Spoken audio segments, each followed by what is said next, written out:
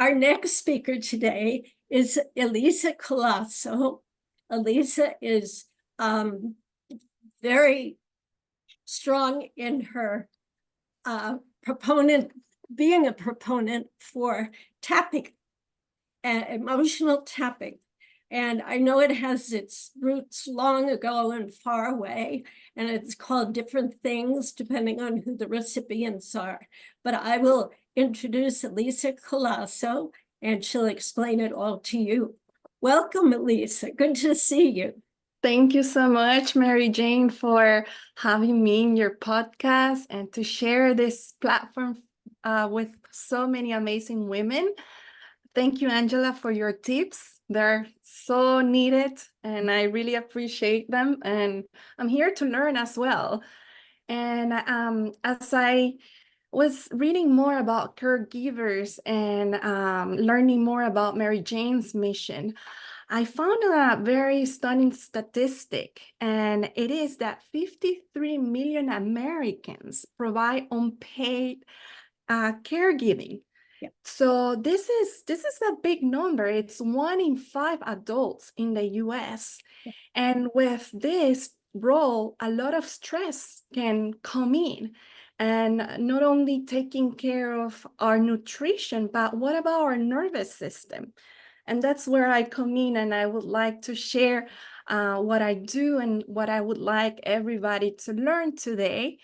And it's about emotional freedom techniques. So this is a method, and it's one of many, but today I'll share about this one that specifically works with acupuncture, so Oriental medicine and also modern psychology. And what it does is that as we tap on specific acupressure points, mostly in our upper body, it helps send a calm signal to the amygdala, which is where the stress response is generated.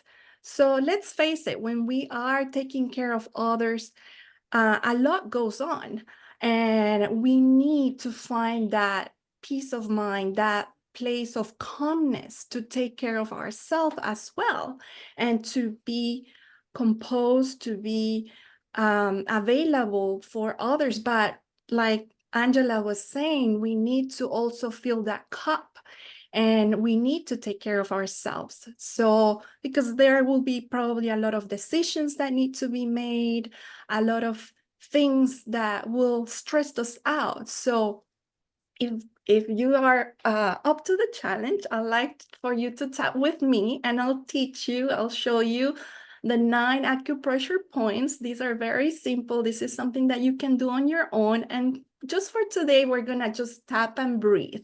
That's the first thing that we can learn.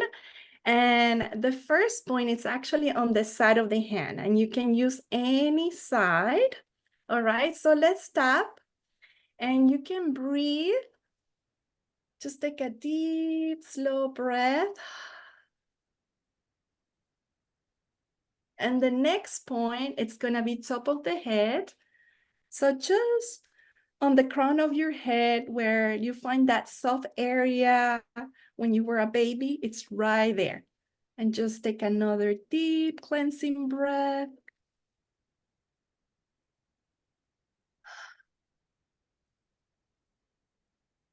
And the next point is gonna be where the eyebrows begin. So right there.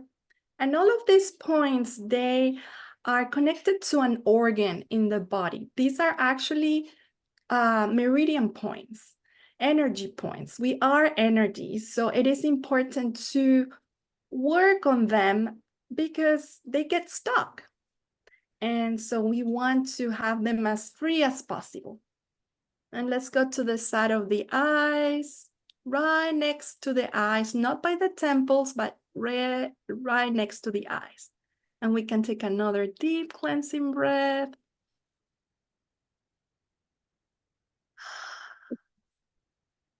And let's go under the eyes. And take another deep cleansing breath. And this is actually connected to the stomach meridian. So It is great whenever we're feeling anxious, we're feeling overwhelmed, but just practicing like tapping on all the points, it's very beneficial. All right, let's go under the nose. And let's take another deep, slow breath together.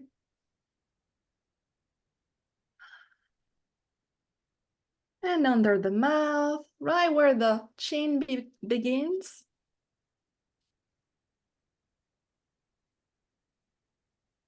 And then under the collarbones. So find your collarbones and right below your collarbones. These are actually connected to the kidney meridian.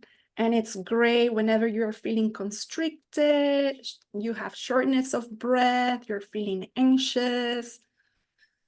So let's take a deep breath together and release.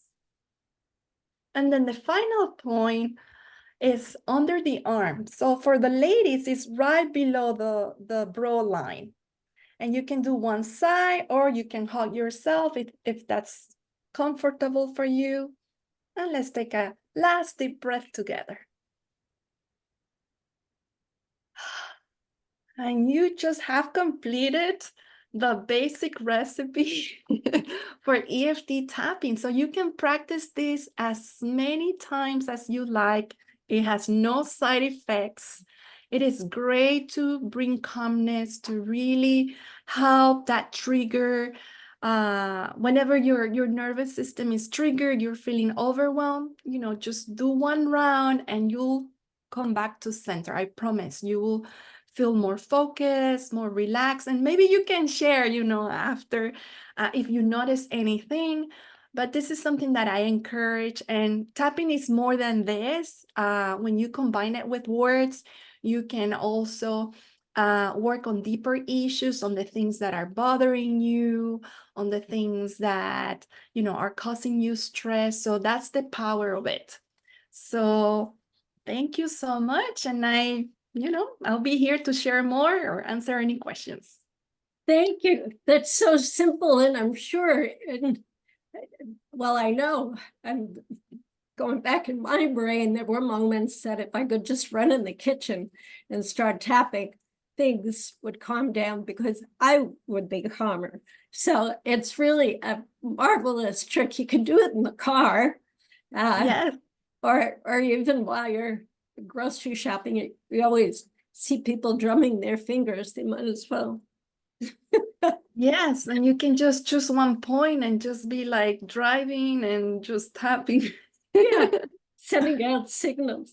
Thank Yeah. you, Lisa. Next up is Janie Becker. Janie lives in California, and she is a certified massage therapist and an aromatherapist. Janie, could you explain, please, what you like, why you love to do this, and how they work together, perhaps? Of course. Thank you, Mary Jane. I appreciate the opportunity.